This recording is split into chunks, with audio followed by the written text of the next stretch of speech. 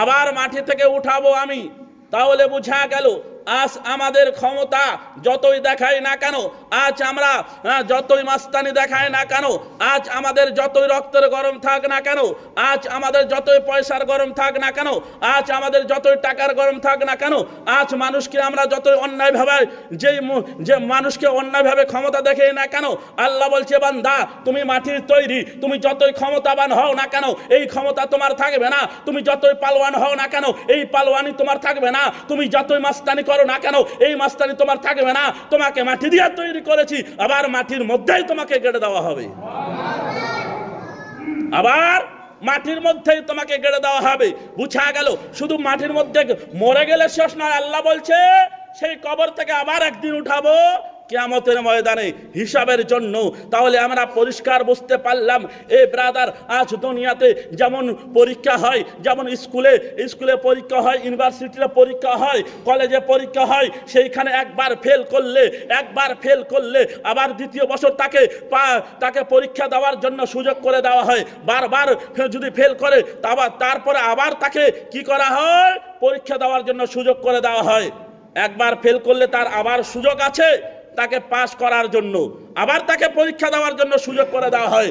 কিন্তু দুনিয়ার এটা নিয়ম, দুনিয়ার পরীক্ষায় একবার ফেল করলে বারবার তাকে সুযোগ দেওয়া হয় যে তুমি আবারও সুযোগ পাবে।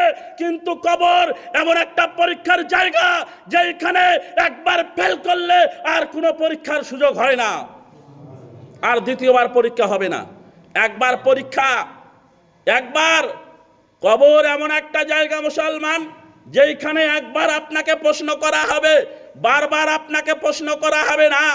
একবারে আপনাকে যদি উত্তর দিতে পারলেন আপনার জন্য নাজাত, আপনি যদি উত্তর না দিতে পারেন তাহলে আপনার জন্য গজব, জাহান্নামের টুকরা হয়ে যাবে, জাহান্নামের বাগিচা হয়ে যাবে।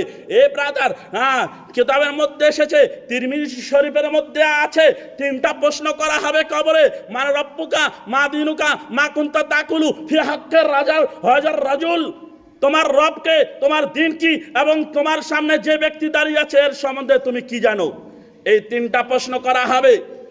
আর বুখারী শরীফের মধ্যে এসেছে 3টা করা হবে না, 1টা প্রশ্ন করা হবে। দুটাই হাদিস, দুটাই আমাদের মানতে হবে। কিন্তু বুখারী শরীফের হাদিস যেটা আছে সেটা বেশি আমাদের প্রাধান্য দিতে হবে। যেখানে বলা হয়েছে ইমাম বুখারী একটাই প্রশ্নের কথা বলেছেন, 1টা প্রশ্ন করা হবে। লাস্ট যেটা প্রশ্নের আমি বললাম, মা কুনতা তাকুলু ফি হাক্কি হাজার রাজুল, এই প্রশ্নটা করা হবে নবীর ব্যাপারে। নবী আমরা যখন আমাদের সামনে এই প্রশ্ন করা হবে তখন কবরের মধ্যে আমার আপনার নবী দোজাহানের বাদশাহ, নবীদের কান্ডারি, গরিবের সাহারকারী, পাপীদের উদ্ধারকারী নবী আমাদের কবরে হাজির থাকবে। বলুন সুবহানাল্লাহ।